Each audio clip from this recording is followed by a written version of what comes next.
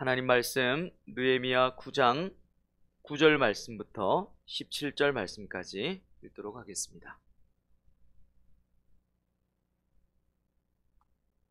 느헤미야 9장 9절부터 우리 17절 말씀까지만 한 절씩 교독하도록 하겠습니다.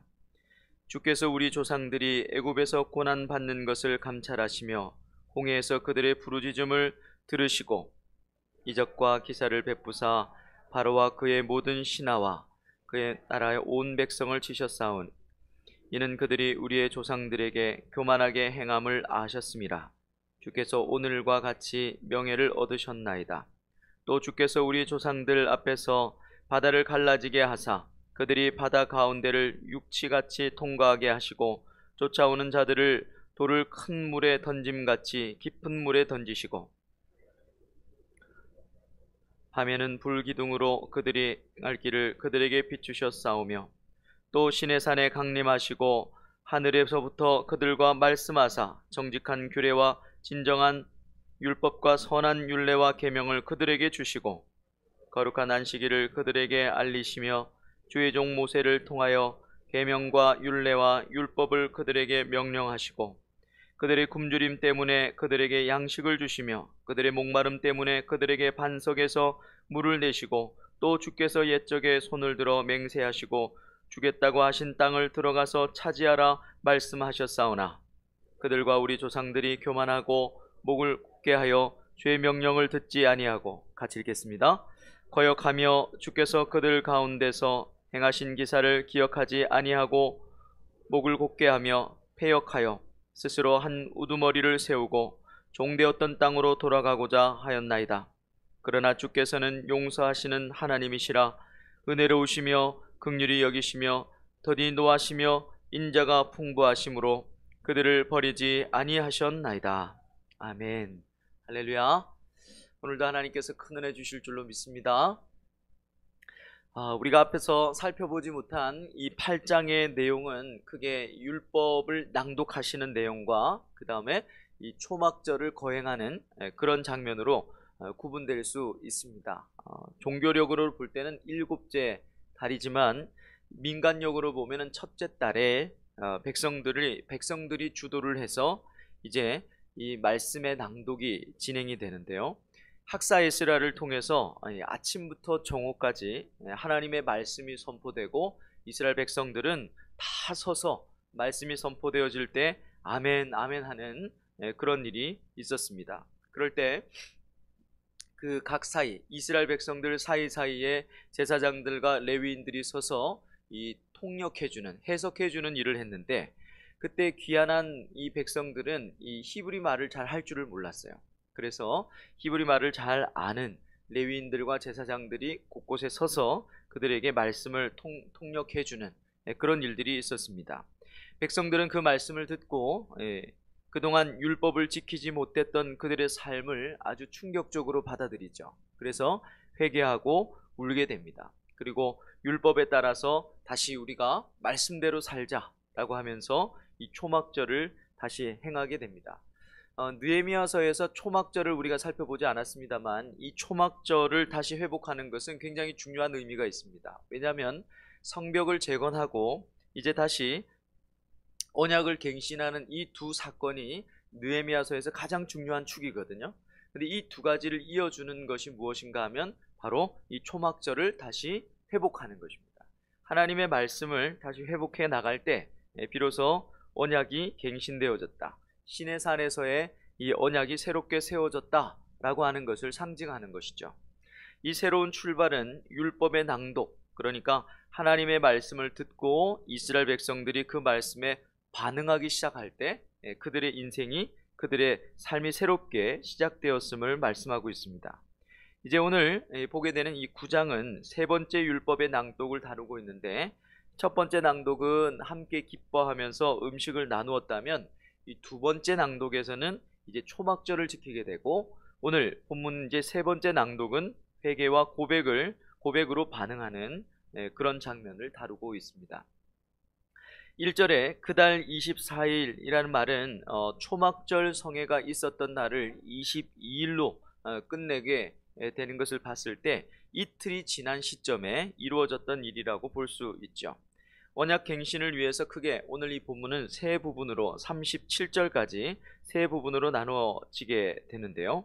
첫 번째 부분은 현재에 서서 이 민족적인 회개를 다루고 있는 부분 1절부터 5절 상반절까지라고 볼 수 있고, 두 번째 부분은 이제 과거의 이스라엘 역사를 회고하고 찬양하는 그런 부분을 31절까지 다루고 있다고 볼 수 있습니다. 그리고 세 번째 부분은 현재의 상황을 이해하면서 아뢰면서 미래의 하나님의 긍휼을 구하는 기도라고 32절부터 37절까지 우리가 내일 다루게 되는 본문입니다.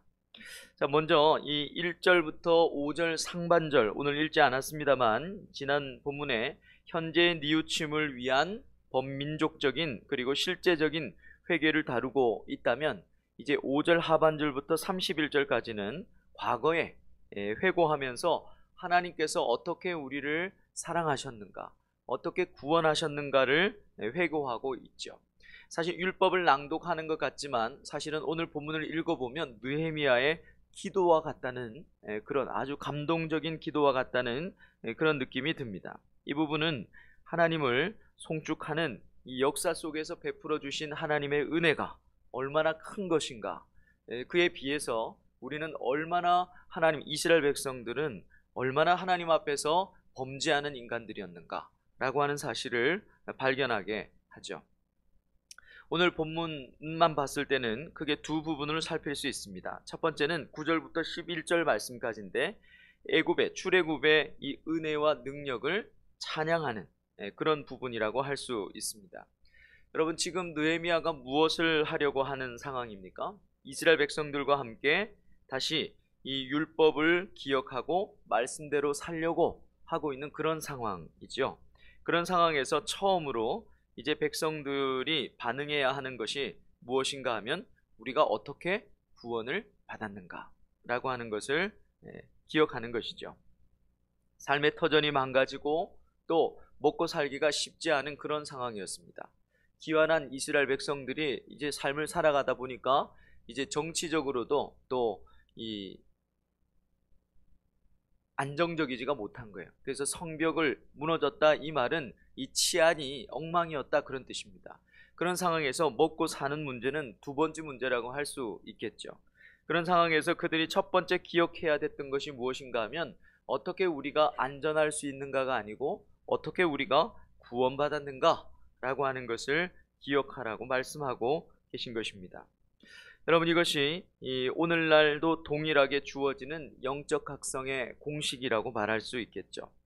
우리의 삶이 무너지고 어떻게 먹고 살 것인가가 막막할 때 우리가 늘 기억해야 되는 것은 하나님께서 나를 어떻게 구원하셨는가 라는 사실입니다. 하나님께서 어떤 사랑으로 나를 사랑하셨고 얼마나 나를 배려해 주셨고 또 어떤 희생과 대가를 지불하셔서 나를 여기까지 지켜오셨는지 우리가 기억하는 삶은 우리의 영적 각성에 굉장히 중요한 출발이 될 수 있다는 것이죠. 그래서 구원의 감격을 확인하고 회복하고 감사하는 삶이 주님과 함께하는 삶이라고 말하는 것입니다. 10절의 말씀에 보면 그러나 이와 반대되는 어떤 삶을 하나 소개하고 있는데 그것이 무엇인가 하면 바로와 그 신하들이 심판을 받게 된 이유를 뭐라고 설명하고 있습니까? 교만하게 행했기 때문이다 라고 이렇게 말씀하고 있죠. 이 땅을 살면서 우리가 교만하게 행하는 것이 무엇이겠습니까? 하나님과 하나님의 그 구원을 잊어버리고 사는 것이겠죠. 구원받은 우리에게는 이 교만함이라고 하는 것은 항상 구원과 연관되어지는 말씀입니다. 그래서 성경에서 이 믿지 않는 자들에게 교만하다 그럴 때는 그 구원을 방해하는 입장에 선 사람들을 이야기합니다. 그래서 교만한 자를 하나님은 원수로 여긴다 그랬어요. 마음이 높은 사람을 얘기하는 것이 아니고 이 교만하다는 말은 구원을 방해하는 자들, 그러니까 구원을 방해하면, 내 백성의 구원을 방해하면 하나님에게는 그게 원수가 되는 것이죠. 그건 절대로 우리 세상 말로, 시장 말로 빼도 박도 못하는 겁니다. 하나님께서 원수로 딱 간주하시면 끝나는 거죠. 그렇기 때문에 이 구원에 우리가 방해되는 모습이 되어서는 안 되고, 우리가 믿음으로 살아가는 저와 여러분들에게 있어서 이 교만한 모습이라고 하는 것은 우리의 구원을 잊어버리는 것이죠. 그리고 우리의 잘못된, 또 우리의 어떤 끊임없이 하나님을 만났던 그 순수한 마음을 잃어버리고 형식과 전통에 자꾸만 우리의 마음이 가려고 하는 그런 모습들 때문에, 나 때문에 누군가가 구원의 삶에 대해서 매력을 잃어버린다, 내가 그런 교회라면 가지 않겠다라고 말한다면, 여러분 우리도 구원을 방해하는 그런 하나님의 백성이 될 수도 있습니다. 그렇기 때문에 우리는 늘 하나님의 구원을 기억하는 삶을 살아야 된다, 그 말씀이죠. 이것을 잊어버리면 우리의 마음은 어느 순간인가 구원을 방해하는 자리에 가게 될 것입니다. 그 어떤 경우라도 지극히 작은 소자 한 사람이라도 나 때문에 구원을 받지 못하는 일이 있어서는 안 되죠. 그러나 성경은 우리에게 이야기합니다. 실족하게 하는 일이 없을 수는 없다고 말하죠. 우리가 그만큼 부족하다는 것입니다. 그러므로 우리가 완벽하기를 위해서 기도하는 기도는 어쩌면 응답되지 않을 수 있습니다. 우리가 무엇을 위해서 기도해야 될까요? 끊임없이 주님이 나를 어떻게 구원하셨는가를 기억하고 그 사실을 잊지 않는 것이죠. 내가 얼마나 큰 죄인이었는가를 잊지 않을 때 우리는 보다 이 구원에 가까운 사람으로 구원을 실천하고 구원을 나누어 주는 그런 삶을 살 수 있을 것입니다. 두 번째는 12절부터 21절 말씀에 뭔가를 기억하라고 계속 말씀하고 계시는데, 뭘 기억해야 되는가? 첫 번째는 12절 말씀에 보니까 인도하심과 보호하심을 기억하라 라고 이렇게 말씀하고 있습니다. 구름 기둥과 불 기둥으로 우리를 보호하셨다라고 이렇게 얘기하죠. 근데 이것은 두 기둥이 아니라 민수기의 말씀에 보면 하나의 기둥입니다. 그러니까 낮에는 구름 기둥이었는데 밤이 되니까 그 구름에서 불이 이렇게 피어오르는 그런 모습으로 우리가 연상할 수 있겠습니다. 광야 생활이, 이 말은 괴롭고 힘든 훈련만 있다는 말씀이 아니라는 것이죠. 우리의 인생이 본질적으로 광야와 같은 인생이다라는 사실을, 이 광야 40년은 우리가 이 땅에 구원받고 살아가는 이 인생길은 광야와 같다라는 사실을 가르쳐주는 강력한 상징이 이스라엘 백성들의 40년 광야 생활입니다. 그 40년 광야 생활을 지금 저와 여러분들이 하고 있는 것이죠. 목마르고 춥고 어쩌면 죽을 수도 있는 것이 우리의 인생길이라고 성경은 명백하게 이야기하고 있습니다. 이상한 일이 아니에요. 먹을 것도 없고 목마르고 밤에는 추울 수도 있는 그 길이 우리가 걷고 있는 이 길입니다. 그런데 그 길은 그냥 괴롭고 힘든 훈련만 있는 길이 아니라 우리를 지키시고 앞서 가시고 또 결코 떠나지 아니하신다라고 하셨던 그 불, 구름, 기둥의 이 보호하심이, 인도하심이 있다는 말씀이죠. 여러분, 우리를 지키고 우리를 앞서 가시고 죽을 때까지도, 죽는 그 순간에도 우리를 떠나지 않으신 분이 누구십니까? 성령 하나님이시죠. 그러므로 이 불, 구름 기둥은 성령 하나님을 의지합니다. 이 광야 생활을 살아가는 동안에 결코 떠나지 아니하시고 우리를 지키시고 우리 앞서 가시는 그분, 그 성령님을 의미하는 것이죠. 이 인생 광야길은 성령께서 그러므로 주도해 가시는 길이 되어야 할 줄로 믿습니다. 내 힘, 내 지혜가 아니죠. 내 열심으로 살아가는 것이 우리 인생이 아닙니다. 만약 우리의 열심, 우리의 지혜로 살았다면 여러분, 그것은 우리가 광야를 빙빙빙빙 도는 것이지 정확하게 가나안 땅을 향해서 가고 있는 길이 아니라는 것이죠. 성령께서 주도하시는 길이 저와 여러분들이 걷고 있는 이 인생길이 되어야 될 줄로 믿습니다. 어떻게 하면 성령이 인도하시는, 이 주도하시는 그런 인생길을 살 수 있을까요? 그래서 두 번째 기억하라고 하는 것이 무엇인가 하면 13절의 말씀해 보니까 시내 산에서 주셨던 율법을 기억하라 라고 말씀하고 계시죠. 여러분, 율법이 주어졌을 때, 즉 다시 말하면 광야 인생길을 걸어갈 때 불, 구름, 기둥으로 상징되어지는 성령이 우리를 앞서가시고 지키시고 우리를 보호하시려면 무엇을 기억해야 된다는 말씀입니까? 시내산에서 주셨던 그 율법, 하나님의 말씀, 인생의 삶의 가치 기준으로 주셨던, 절대 캐논으로 주셨던 그 하나님의 말씀을 기억하고 그 말씀을 준행하고 그 말씀을 이마에도 새기고 여기도 새기고 하면서 그렇게 되뇌이며 살아갈 때 성령이 인도하시는 인생길이 될 것이라고 말씀하고 계신 것이죠. 이것은 다른 일이 아닙니다. 오순절 성령 강림 이후에 우리에게 주어진 말씀이 아니라 창세기 때부터 처음부터 우리에게 주신 말씀이죠. 하나님의 말씀을 붙들 때, 그리고 하나님의 말씀이 우리에게 기준이 될 때 비로소 성령이 이끄시는 인생이 될 것이다. 이 말씀은 신구약 66권에서 우리에게 계속 말씀하시는 내용입니다. 우리는 우리의 힘으로 살고 있는지, 우리의 지혜로 살고 있는지, 나의 삶의 경험이 기준이 되어서 살아가고 있지는 않은지 여러분 돌아보실 수 있기를 바랍니다. 귀환한 이스라엘 백성들이 앞으로 살아가야 할 삶의 그 힘, 원천은 시내산에서 받았던 율법이다 라고 이렇게 말씀하시고, 그 율법대로 살지 못했죠. 하나님의 말씀대로 살지 못하니까 어떻습니까? 오늘 느헤미야가 고백했던 대로 이 우리 조상들의 과거의 이 역사를 보니까 그토록 많은 힘든 어려움들이 있었고 또 좌절이 있었고, 결국은 어떻습니까? 하나님만을 섬기라고 했는데 하나님을 섬기지 않고 각종 이 사신 우상을 섬기니까 결국은 또 포로의 자리로 가게 되지 않습니까? 애굽의 포로로 잡혀있던 자들을, 죄와 사망의 포로로 잡혀있던 자들을 하나님께서 구원해 내셨어요. 그래서 하나님 백성 되게 하셨고, 너희가 하나님 백성으로 사는 것은 하나님 말씀대로 살면 된다라고 말씀하셨어요. 그리고 광야 40년 동안에 그것이 어떤 삶인가를 수도 없이 반복해서 가르쳐 주셨는데, 이스라엘의 역사를 이렇게 쭉 보니까 또 하나님을 섬기지 않고 또 사신 우상을 섬기고, 또 그렇게 하다 보니까 어떻습니까? 너희들 그렇게 하면 안 돼, 안 돼. 선지자를 통해서 계속 얘기하셨는데 이스라엘 백성들이 듣지 않았죠. 그래서 자신의 경험과 자신의 지혜와 자신의 힘으로 살았죠. 그러니까 하나님께서는 또 가슴 아픈 이 아픈 가슴을 만지시면서 다시 또 포로가 되게 하시는 거예요. 그래서 다시 포로에서 귀환하게 하시고 하나님 앞에서 다시 또 다른 출애굽의 사건을 경험하게 하시면서 하나님의 백성으로 사는 것이 무엇인가 가르친 사건, 그것이 포로 귀환의 1차, 2차, 3차의 사건인 것입니다.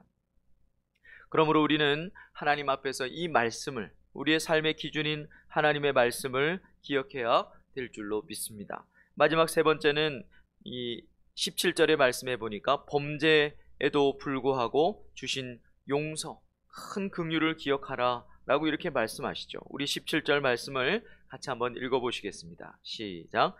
거역하며 주께서 그들을 가운데서 행하신 기사를 기억하지 아니하고 목을 곧게 하며 패역하여 스스로 한 우두머리를 세우고 종되었던 땅으로 돌아가고자 하였나이다.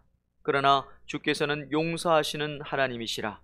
은혜로우시며 긍휼히 여기시며 더디 노하시며 인자가 풍성하심으로 그들을 버리지 아니하셨나이다. 여러분, 패역한 우리에게 주시는 가장 큰 선물, 우리가 기억해야 되는 것은 바로 용서다. 이 이야기를 느헤미야가 고백적으로 이야기하고 있는 것입니다. 얼마나 이 느헤미야가 참 기가 막힌 지도자인지 여러분 한번 이 사람의 이야기를, 기도를 잘 읽어보면 얼마나 이스라엘의 역사를 정확하게 알고 있는지 몰라요. 그러니까 몇 년도에 어떤 왕이 죽었고 그런 걸 기억하는 게 아니라 이스라엘 역사 가운데서 하나님이 뭘 원하고 있었는지를 정말로 정확하게 관찰하고 있는 것이죠. 어떤 사람이 그렇게 이야기를 하면, 리더란 누구인가? 리더란 열심히 있는 사람이 아니고 거인도 아니고 공동체라고 하는, 이 교회라고 하는 거인의 어깨에 앉아서 저쪽으로 가야 한다, 우리가 걸어온 길이 이곳이다, 이 길이다 라고 가르쳐주는 이 거인의 어깨에 앉아있는 난장이와 같다, 이렇게 이야기를 한 적이 있습니다. 여러분, 느헤미야는 위대한 지도자가 아니라 하나님의 위대한 교회 공동체라고 하는 이 거인의 어깨에 앉아서 우리가 이렇게 범죄하며 살았노라, 다시 이렇게 살면 이제는 우리에게는 소망이 없다, 이제는 이렇게 가야 한다, 정확한 역사의식을 갖고 하나님의 뜻을 이스라엘 백성들에게 제시했던 그런 리더라고 할 수 있죠. 우리 모두는 그런 리더의 자리에 있어야 될 줄로 믿습니다. 오늘 본문은 주님이 어떻게 부흥을 시작하게 하시는지를 우리에게 목독해 하는 장면입니다. 하나님의 말씀이 낭독되어짐으로 시작되어지는 새로운 이 시대가 시작되었던 것이죠. 하나님의 말씀이 우리 하나님의 백성들에게 들려지고 하나님의 말씀 앞에 통곡과 회개로 반응하기 시작할 때 새로운 역사가 시작되는 것이죠. 그리고 기억하라고 말씀하고 계시는 겁니다. 무엇을 기억해야 됩니까? 우리는 오늘도 주님의 구원을 기억하고 살아야 합니다. 어떻게 나를 구원하셨는지 여러분 오늘도 거기에 우리의 이 지치고 피곤한 삶을 잘 담금질 하시기를 바랍니다. 너무 지치고 짜증이 나면 다시 내 삶을 내가 어떻게 구원을 받았는지 다시 잘 담금질 하는 것이죠. 그리고 오늘도 어떻게 살라고 주신 하나님의 말씀을 기억하는 것입니다. 그리고 결코 잊지 말아야 할 우리가 기억해야 될 것, 그것은 용서라는 것이죠. 우리가 받은 선물, 가장 큰 선물은 오늘도 용서라는 사실을 기억하고, 우리가 이렇게 기억하는 삶을 살 때 우리 교회 그리고 내 인생에 새로운 부흥의 역사, 영적 각성의 역사가 일어날 줄로 믿습니다. 이 시간에 우리 같이 한번 기도하겠습니다. 주님, 오늘도 구원을 기억하고 살아가는 하루 되게 하여 주옵소서. 말씀을 기억하고 용서를 기억하고 살아가는 인생 되게 하여 주시옵소서. 우리 가지고 나오신 기도의 제목들을 따라서 주여 한번 부르짖고 같이 기도하겠습니다.